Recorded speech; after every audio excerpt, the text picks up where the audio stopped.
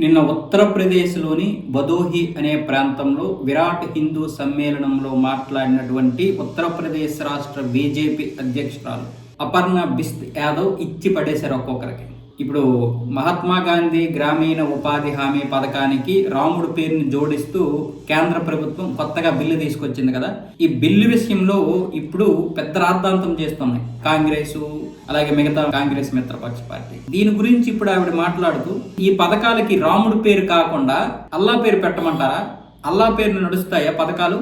రాముడు ఈ దేశానికి చెందినటువంటి వాడు. హిందుత్వానికి సంబంధించినంత వరకు ఏ పేర్లైనా పెట్టే హక్కు మాకు ఉంటుంది. ఈ దేశం సిద్ధాంతాలు ఏంటి, ఈ దేశ సంస్కృతి ఏంటి, సాంప్రదాయాలు ఏంటి అనే దాని మీద మాత్రమే నడుస్తాయి. అవసరమైతే హిందువులందరూ కూడా ఏకం కండి, ఆయుధాలు పట్టుకోండి. ఇలా మనం ఊరికే ఉంటే ఇక రాబోయే రోజులు చాలా తీవ్రమైనటువంటి పరిస్థితులు వస్తున్నాయి. మన చుట్టుపక్కల ఉన్నటువంటి దేశాల గురించి చూస్తున్నాం కదా అంటూ ఆవిడ మాట్లాడుతున్నారు. అంటే బంగ్లాదేశ్ గురించి, పాకిస్తాన్ గురించి.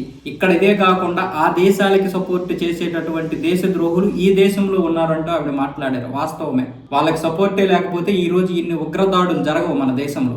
పార్టీలతో సహా అన్ని సపోర్ట్ గానే మాట్లాడుతున్నాయి. ఉగ్రదాడులు జరిగినా సరే పలానా వాడు చేసేటని తెలిసిన, అందులో రాజకీయ నాయకులు ఉన్నారని తెలిసిన, అంతేకాకుండా ఓటు బ్యాంకు కూలిపోతుందేమో అనే భయంతో కొన్ని ప్రాంతీయ పార్టీలు, కానీ జాతీయ పార్టీ అయినటువంటి కాంగ్రెస్ మాత్రం కేవలం వాళ్ళ కోసమే పుట్టినటువంటి పార్టీ కాబట్టి వాళ్ళని రక్షించుకుంటూ వస్తోంది. ఈ విషయం మనం గమనించాలి. ఈ రోజు అపర్ణ బిస్త్ యాదవ్ గారు చెప్పినటువంటి మాటలు వాస్తవం. ఆయుధాలు పట్టుకోవాలంటే పట్టుకోవాలి, తప్పదు. మన దేవుళ్ళకి ఒక్కొక్కరికి 10-15 చేతులు ఉండేవా, ప్రతి చేతిలో కూడా ఆయుధం ఉంటుంది. మన దుర్గమ్మ కూడా అదే చెప్పింది. ఆవిడ చేతిలో కూడా ప్రతిదీ ఆయుధమే ఉంటుంది. అయితే మనం ప్రతి దాన్ని ఆయుధంగా మలుచుకోవాలి. వాళ్ళు ప్రతి దాన్ని ఏ విధంగా అయితే ఆయుధంగా మలుచుకుంటున్నారు, మన యొక్క బలహీనత కూడా వాళ్ళకి ఆయుధం అయిపోయింది. ఆర్థిక దోపిడీ చేస్తున్నారు, ఆర్థికంగా కూడా వాళ్ళు ఆయుధాలు పట్టుకుంటున్నారు. మన యొక్క డబ్బులతోటి 20% ఉగ్రవాదికి ఫండింగ్ చేస్తున్నారు. దీన్ని మనం గమనించలేకపోతున్నాం.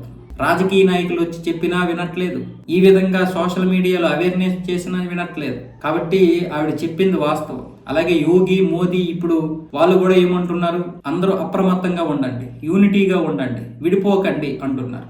ఏక్ రహెంగేతో సేఫ్ రహెంగే, బటేంగేతో కటేంగే, ఇవే చెప్తున్నారు నరేంద్ర మోదీను, యోగి ఆదిత్యనాథ్. కలిసి ఉండండి, కలిసి ఉంటేనే కలదు సుఖం, విడిపోతే మనకి మిగిలేది దుఃఖం. ఇదే అందరూ చెప్తున్నమాట.